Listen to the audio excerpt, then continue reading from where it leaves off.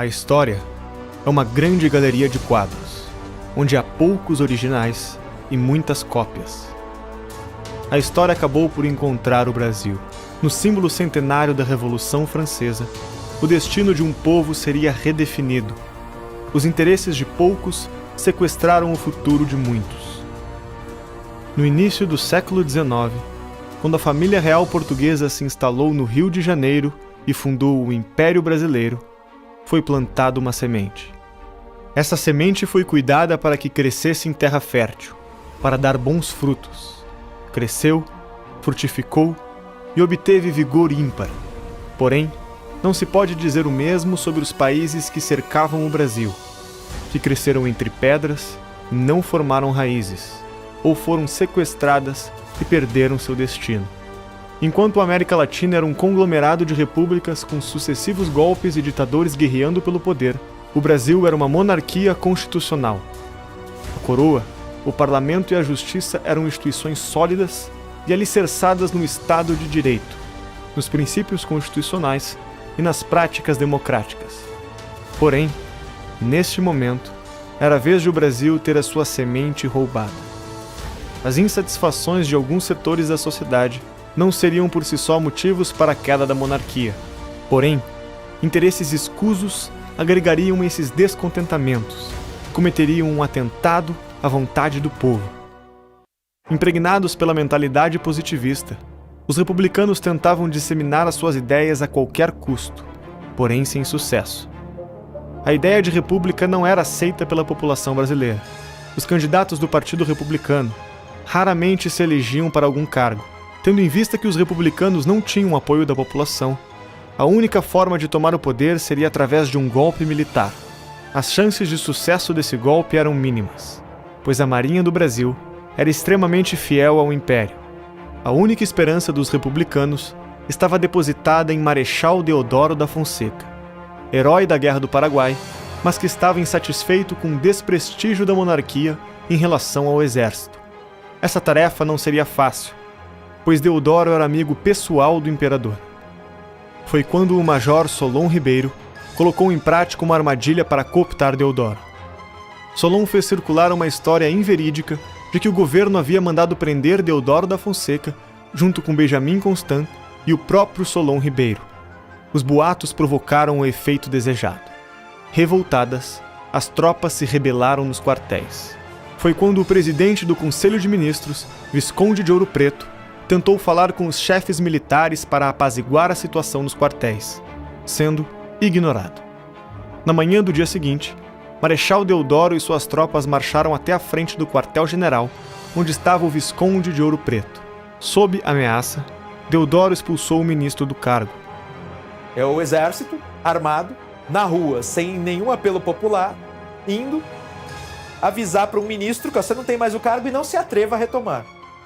E Dom Pedro II, a gente vê o que faz. Apesar de ter demonstrado firmeza ao destituir o ministério, a queda da monarquia não foi anunciada. Os republicanos temiam que ele poderia se entender com o imperador e formar um outro gabinete apenas para substituir Ouro Preto. Se isso acontecesse, seria a morte do ideal republicano. Era necessário agir rápido.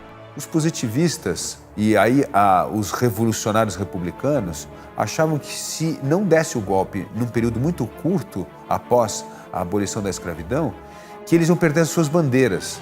Qual que era a bandeira dele? Federalismo, que era para onde já estava caminhando a monarquia, né? E o fim da escravidão, que foi abolida pelo Império. Em vez de se dirigir ao Palácio Imperial em Petrópolis, onde estava Dom Pedro, Deodoro voltou para sua casa. Ele estava doente e precisava descansar dos acontecimentos daquela manhã. Aproveitando-se de suas fraquezas, os republicanos viram uma oportunidade para executar o golpe. Redigiram então a moção da proclamação da República, em que Deodoro seria nomeado chefe do governo provisório. Os revolucionários foram até a casa de Marechal para tentar convencê-lo de assinar. Para garantir a assinatura, os republicanos tinham de contar mais uma mentira. No entardecer do dia 15, foram dizer ao Marechal Deodoro que o imperador havia convidado para a presença com os ministros, no lugar do Visconde de Ouro Preto, um político gaúcho, Silveira Martins. Deodoro tem um sobressalto, não é esse não, por nada desse mundo. Porque ele, quando Deodoro fora comandante da Praça de Porto Alegre, Deodoro havia disputado com Silva Martins os amores da filha do Barão do Triunfo.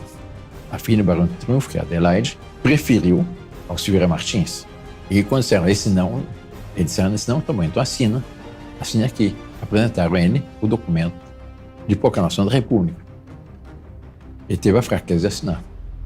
Quer dizer, a República é um regime que nasceu da disputa de dois homens com uma mulher. Essa é a realidade. Mais tarde, dirigiram-se à Câmara Municipal, onde proclamaram a República. Na improvisada cerimônia, com a falta de símbolos genuinamente brasileiros que representassem o novo regime, foi preciso improvisar.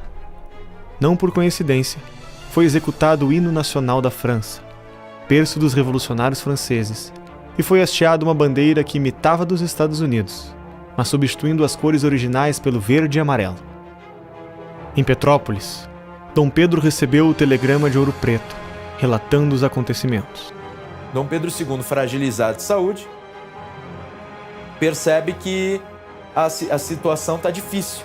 No dia seguinte, os republicanos decretaram a expulsão da família real do Brasil, determinando um prazo de 24 horas para que o imperador deixasse o país. Dom Pedro aceitou o ultimato dos republicanos com frieza, temendo revoltas populares em apoio a Dom Pedro e à monarquia. O governo republicano decidiu antecipar o embarque o mais breve possível. A família imperial foi colocada no navio para ser devolvida à Europa às 3 horas da madrugada, porque os militares tinham muito medo de uma revolta popular se o povo soubesse o que realmente estava acontecendo. Acabaram deportando a família real e rompendo completamente os laços que nos mantinham com a coroa portuguesa. Nascia assim o regime republicano.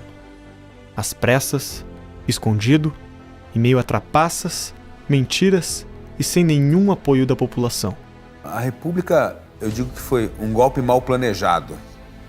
No fundo, o que houve era um golpe para derrubar o Ministério Ouro Preto. Toda a conspiração já estava sendo feita pela área positivista, ou seja, o alto escalão, médio escalão do Exército, que, na verdade, havia já mobilizado as tropas para que a deposição do governo Ouro Preto se tornasse no golpe militar. O manifesto que o governo provisório divulgou naquela noite anunciava que o exército tinha declarado a deposição da família imperial e o fim da monarquia, mas em nenhum momento mencionava a palavra república. Benjamin Constant afirmou na noite do dia 15 que no momento oportuno a nação seria consultada sobre a troca de regime. Essa consulta prometida aconteceria somente um século mais tarde, em abril de 1993. Ou seja, 103 anos após o 15 de novembro de 1889. Os brasileiros finalmente foram chamados a decidir se o Brasil deveria ser uma monarquia ou uma república. Tivemos 103 anos de uma república